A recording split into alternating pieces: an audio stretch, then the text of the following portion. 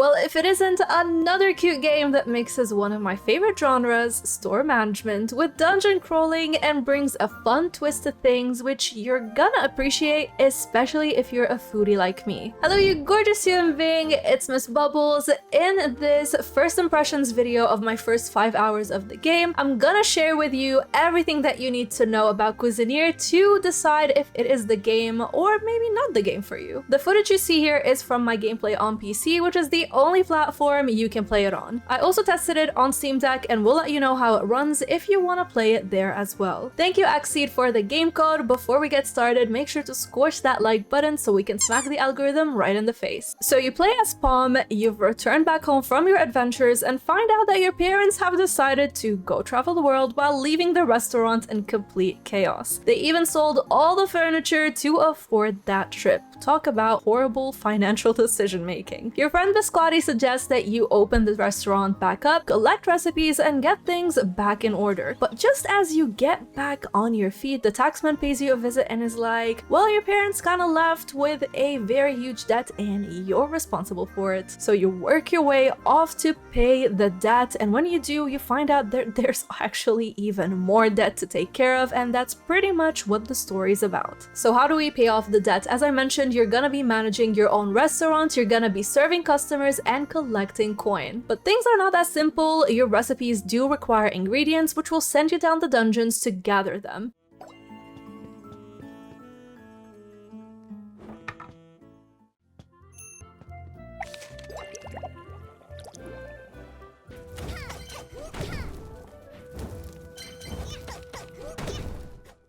And this paves the way for us to talk about the gameplay loop here. Before we get into customizing and running your restaurant, you will be going to procedurally generated dungeons to fight waves of enemies and collect resources from wood and stone to fatty meats, tomatoes, peppers, and more. And don't let the game's cuteness fool you, it can keep you on your toes and combat can get a little bit difficult. Each enemy has different attack types, and similar to what I said about Silent Hope, your best bet is to dash out of the way and make sure you don't get hit because it's really not worth it. You have your basic attack from whichever weapon you pick, so there are different weapon types to kind of cater to what kind of playstyle you like, and then you have your weapon special skill and another ability, both of which will need some time to recharge when used, but they will be helping you out tremendously. You also have your healing item, which so far it's been the boba tea for me, and you can upgrade that at the shop to make it more efficient. The dungeons have various floors and biomes, and each will give you different resources to harvest, so you're gonna be making your way back to them quite often to make sure that you're stocked up on ingredients. There are plenty of weapons and abilities to choose from, and a lot of upgrades that you can get from the smithy to make yourself stronger. You're also gonna notice that your backpack will be running out of space very quickly, but you can fix that by upgrading it so you can get a little bit more storage, and the same can be said about the belt where you can carry your healing potions. Healing food. Boba tea, yes. I also have to say, get ready to die quite a bit, and when you do, you will lose everything that you collected. But to be fair, you can make sure that you don't die by just taking a little bit of precaution, and that's made pretty easy because you can exit the dungeon whenever you want to. It does take a few seconds to leave, so that might put you in danger, so your best bet is to get out of where all the enemies are, and then do try to get out. And I would recommend that you start doing that, especially when you run out of potions and you have about 50 HP left. For me, in games like this, it's just not worth it to risk things, and I'd rather get out and, you know, better be safe than sorry. Now, once you're done, you come back to your home at night and you go to bed. And this made me create a routine that I can follow, which I probably should do that in real life as well. My sleep schedule has been utterly disgusting. Anyways, let's rewind to the daytime. So when you wake up, what I am doing is opening up the restaurant, and in the beginning, you just have one table to serve customers, but you can add more as you earn more coins. The same is said about cooking stations. You start with one, which has one cooking slot to queue dishes, but you can get more as you upgrade the restaurant. And you're gonna need different stations because different recipes require a different station to work with, but I like how easy and simple the process is. When you first start, the majority of your customers pick up the food themselves. However, as you progress, customers such as the nobles are just a little bit too bougie, so they're gonna want want you to serve them instead. And in the mornings, things are pretty chill, but they will pick up during the lunch and dinner rush hours, so you're gonna be getting a lot of customers coming in, so you better be ready for that. Also keep in mind that they will leave if there are no empty seats or if the ingredients for their dish of choice is unavailable. When the customer is done, they will go to the cashier to pay, so you are actually the cashier. You're gonna have to manually get the coins from them, and when you are done, you close the shop down and see the results for the day, how many dishes you've made, and the reputation points that you've gained. What I noticed though is that very early in the game you will get access to a lot of recipes, and it will be a little bit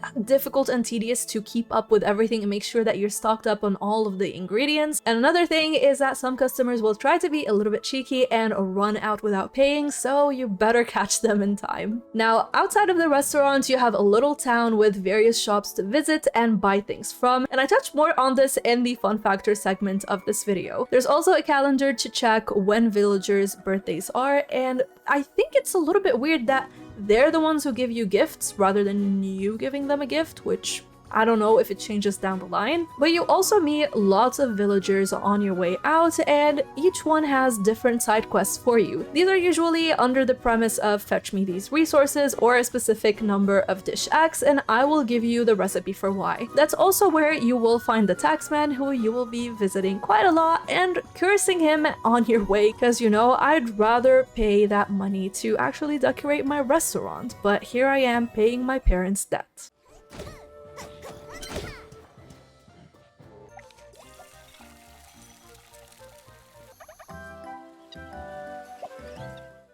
Now let's quickly chat about the graphics, the sound department, controls, and the performance on both PC and the Steam Deck, which you're gonna be pretty interested about. The graphics are stunning in my opinion. I love how vibrant the town and the dungeons are, the artwork for the NPCs is gorgeous, and even your tail will keep on wiggling. Listen, I love cutesy things in games, and that is a bonus point for me, so don't judge me. Each biome is very different and keeps things interesting, and the UI is minimalist, making it easy to enjoy the scenery. Also, man, do the dishes look amazing. My mouth was watering at the majority of their pictures. The journal is very simple and is the best way to keep track of everything you've unlocked so far. In the sound department, there is no voice acting. The music is whimsical and cute, but the best thing is the sound effects, which make everything feel so rewarding and satisfying. Now, I played Cuisineer with my controller as I was checking it out on the PC. It's very easy to grasp, everything is very easy to get used to, and the performance was great. I experienced zero bugs or stuttering, loading times were very fast, and my time at the dungeons was pretty smooth despite many enemies attacking me. I also tried Cuisineer on the Steam Deck, and I was actually very surprised with how well it runs there. The controls are again very flawless, just like when I did play with the controller on PC. The gameplay was smooth even inside dungeons despite many enemies flooding the screen. However, as expected, loading times are a bit longer.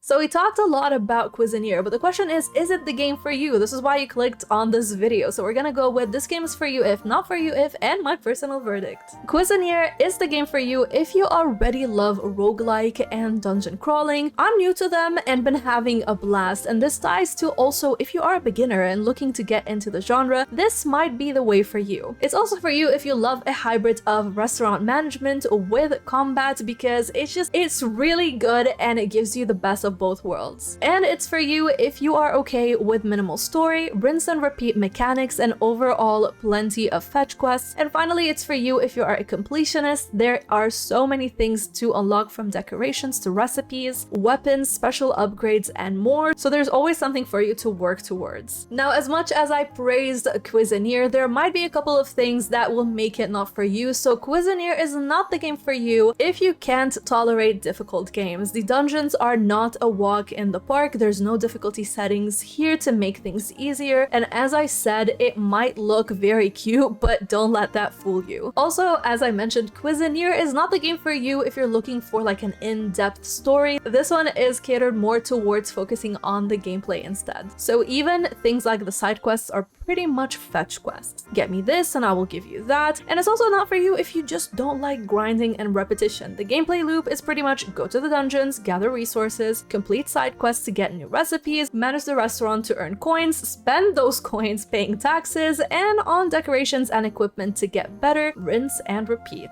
As for my verdict, I will share with you my experience with the game so far, as well as a few fun factors that I feel like make this game worthwhile. There are over 100 recipes to collect. The gameplay feels very rewarding, coupled with the sound effects. I was just watching Dynasty and playing Cuisineer at the same time, and it was great. Sometimes you just need a game to relax. I've had a lot of personal circumstances unfolding, so games like Cuisineer and Silent Hope are exactly what the doctor ordered. And I feel like the fun factor is what is gonna make me play the game more. We have so many customization options offered here. The town has plenty of shops with different opening dates and times. You can upgrade your restaurant to have capacity for more cooking stations, get different flooring, wallpapers, decoration, and more. And the other fun factor is the different weapons and abilities you can play around with. It's interesting to switch things around, see what each weapon or upgrade is gonna do. So far, there's always been something new for me to explore, which is very fun to see. Like, do you want to use the spatula but upgrade it to initiate bombs on the third move? Like, you can do that. Or maybe you just want to use a fish and smash your way through enemies. Or how about throwing plenty of dishes in whatever way you want and deal plenty of damage? You can do all of that and more. All weapons can be upgraded, and different equipment will grant you different boosts. From boots that give you extra HP to gloves that deal fire damage, the devs wrote, use the powers of salty, sour, sweet, bitter, umami, etc. to knock out your enemies. I love food, and the twists here were very fun to see. I'm so happy to see Xseed and Marvelous publish games of different genres. They've been killing it this year, and well done to Battle Brew Productions for developing such a cute but also challenging title. But enough about me. Are you picking up Cuisineer? Let's talk about it in the comment section. Also, let me know if you are a fan of dungeon crawlers and which one you'd recommend that I check out next. Thank you to my Patreon and YouTube bubblies who make videos like this possible, and you can support the channel as well by checking the links in the description box. Thank you always for watching, and a shout out goes to Karu, the games I mentioned, Jacob, Stephanie, Steven, Dark One, and Jake Logan for going the extra mile. Y'all are bubbly awesome. Until next time, stay bubbly.